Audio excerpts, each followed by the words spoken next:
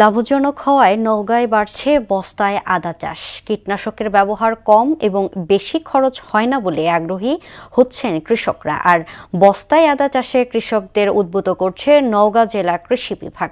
হাবিবুর রহমানের প্রতিবেদন, জানাচ্ছেন সিফাত রহমান জেসি।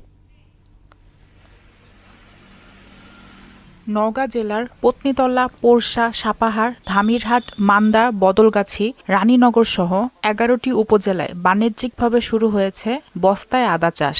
জেলার কৃষকরা দিন দিন ঝুঁকছেন বস্তায় আদা চাষে। এতে পারিবারিক চাহিদা পূরণের পাশাপাশি অর্থনৈতিকভাবেও স্বাবলম্বী হচ্ছেন তারা। কৃষকরা জানান, পতিত জমিতে সহজেই বস্তায় আদা চাষ করা সম্ভব। তাছাড়া কৃষি অফিস থেকেও তাদের সব ধরনের পরামর্শ দেয়া হচ্ছে। বস্তা যদি আপনারা করেন ছাদে অথবা বাসার উঠানে অথবা বাগানে, তাহলে আমার মনে হয় যে আপনাদের আর আদা কিনে খেতে হবে না। অফিস থেকেও কিছু সহযোগিতা পেলাম, দিয়ে আদা চাষ করলাম, অনেক সুন্দর আদা হয়েছিল। আদা সুন্দর হয়েছে। আপনারা যদি পারেন আরো সুন্দরভাবে আদা তৈরি করবেন।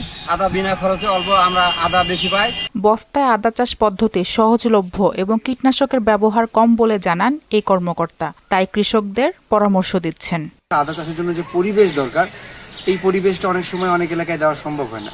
সেক্ষেত্রে যদি বস্তায় আদা চাষ করা যায়, তাহলে আমরা খুব ইজিলি এই আদা চাষ করতে পারি। আমাদের কাছে আসলে আমরা কিভাবে চাষ করছি, কখন কি দেওয়া লাগবে, কি যত্ন নেওয়া লাগবে, সব কিছু বিষয়ে আমরা পরামর্শ দেওয়ার চেষ্টা করছি। বস্তায় আদা চাষ একটি লাভজনক ফসল জানিয়ে এই কর্মকর্তা বললেন, কৃষকরা নিজেদের চাহিদা পূরণের পাশাপাশি বিক্রি করে লাভবান হতে পারেন। বস্তায় আদা চাষ একটা লাভজনক ফসল। এই বস্তায় আদা চাষ করে অনেক কৃষক বাড়িতে মশলার চাহিদা, আদার যে চাহিদা থাকে সেটা নিরূপণ করতে পারে এবং বাণিজ্যিকভাবে বিক্রি করে লাভবান হতে পারে। বস্তায় আদা চাষের মাধ্যমে নওগাঁর কৃষকরা স্বাবলম্বী হওয়ার পাশাপাশি অর্থনীতিতেও ভূমিকা রাখবেন বলে প্রত্যাশা সবার। সিফাত রহমান জেসি, মোহনা সংবাদ।